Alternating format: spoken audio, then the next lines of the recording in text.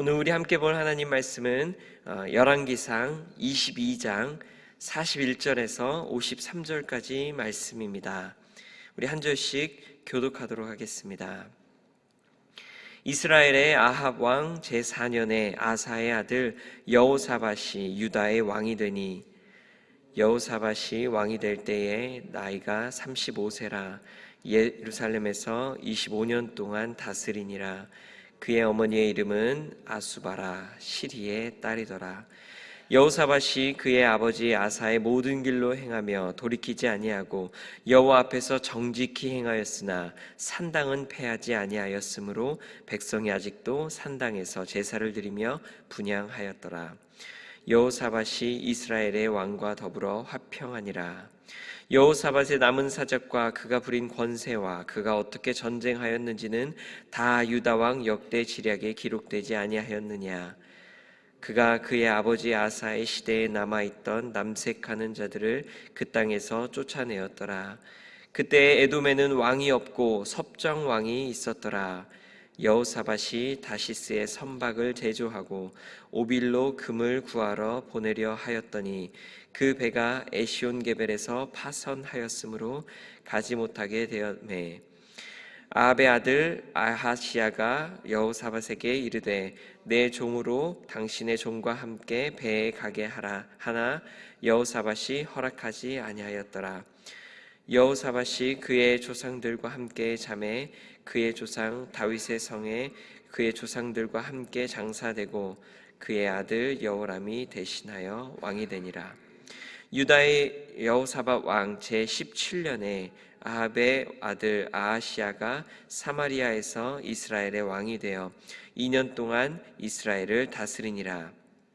그가 여호와 앞에서 악을 행하여 그의 아버지의 길과 그의 어머니의 길과 그 이스라엘에게 범죄하게 한 느밧의 아들 여로보암의 길로 행하매. 함께 읽겠습니다.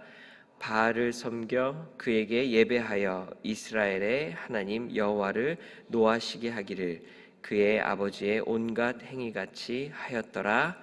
아멘. 오늘은 5월의 마지막 날이자 지난 2달간 이어져 온 열왕기상 묵상을 마치는 날입니다.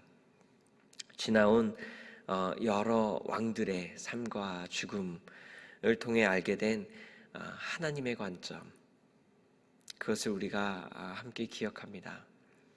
하나님의 눈에는 이 땅의 사람들이 놀랄 만한 위대한 업적에 주목하지 않으시고,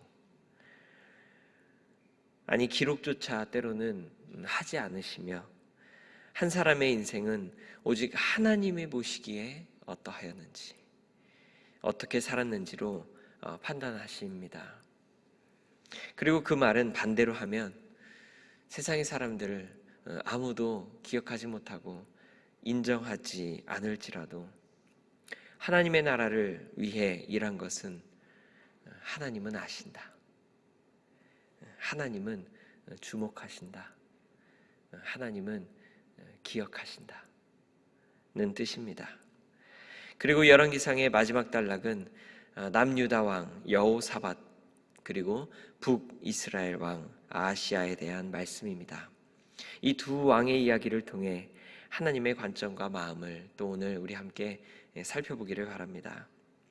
먼저 유다의 왕 아사의 아들 여호사밧입니다.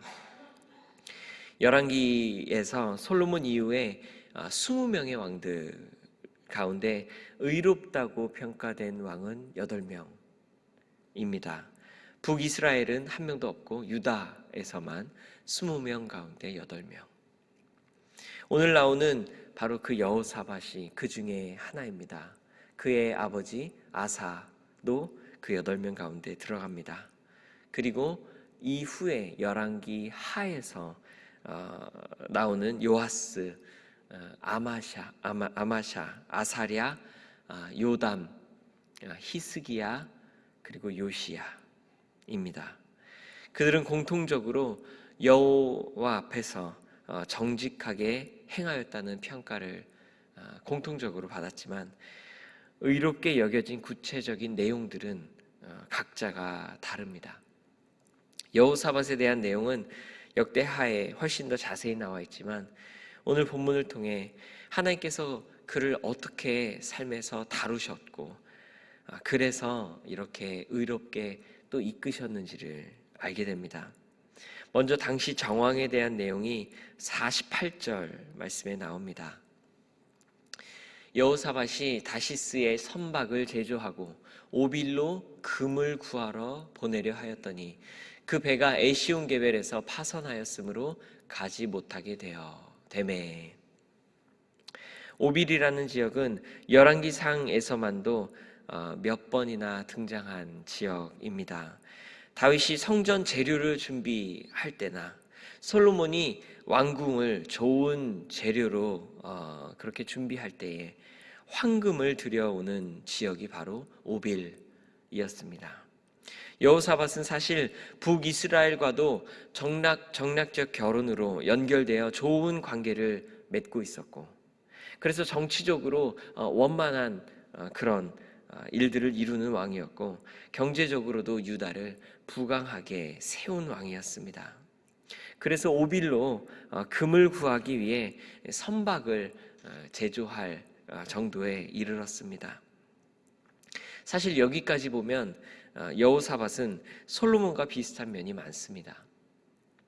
정략적으로 이웃 나라들과 좋은 관계를 유지하고 또 큰 선박을 제조할 그런 능력, 그리고 주변을 돌아볼 그런 큰 관점이 있었고, 오빌로 금을 구하러 간 것까지 솔로몬이 한 것과 동일합니다. 어쩌면 여호사밧은 솔로몬을 모델로 삼아 그가 이루었던 업적을 따라서 모방하고 있었을지도 모릅니다. 하지만 그 배가 에시온게벨에서 파선하여 실패를 맛봅니다.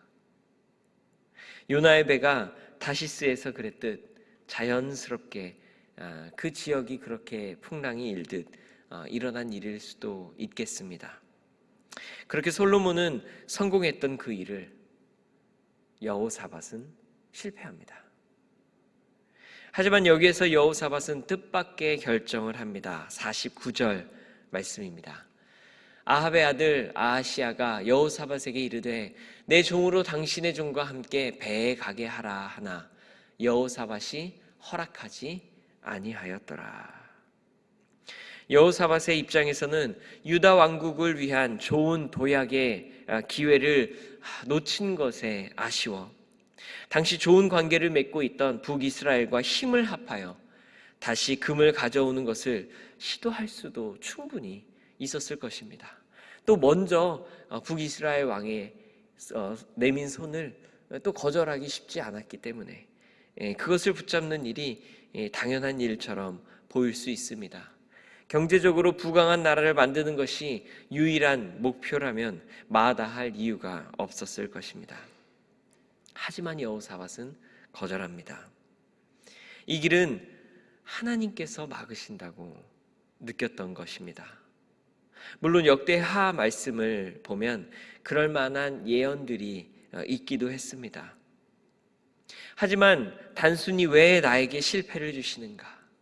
좌절하고 원망하기 전에 아니 내가 어떻게 해서든 이것을 되게 만들겠다며 이 실패가 더 나에게 동기부여가 되어서 마침 누군가가 내민 손을 덥석 붙잡기 전에 여호사밧은 지금의 상황을 이끄시는 하나님, 그 하나님의 내 계획보다 더 큰 뜻을 헤아려 보고자 했습니다.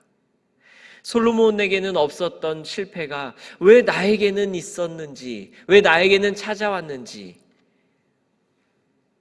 그 여호사밧이 겪은 이 실패를 통해 멈추어야 할 때를 배웠고 하나님의 인도하심을 따르는 자가 됩니다.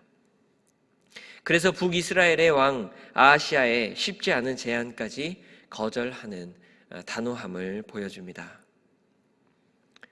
브레이크 없이 질주하는 폭주 기관차가 가장 위험함을 모르는 사람은 없지만 하나님께서 막으신다 싶을 때 단호히 절제하고 멈출 수 있는 사람 많지 않습니다. 그래서 성경은, 아니 하나님의 눈은 여호사밧이 이룬 수많은 업적들보다 작은 실패의 순간에 했던 그의 행동과 결단에 주목하였고 기록하였던 것입니다.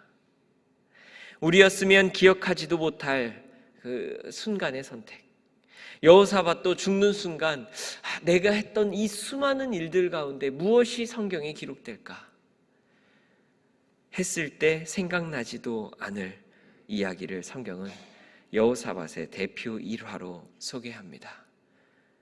한번 시도했던 배가 파손했던 일, 그리고 그 순간에 다른 사람의 손 잡지 않고 멈추었던 일. 그렇게 하나님은 우리와 다른 가치 그리고 방식으로 기억하십니다. 하나님은 아십니다.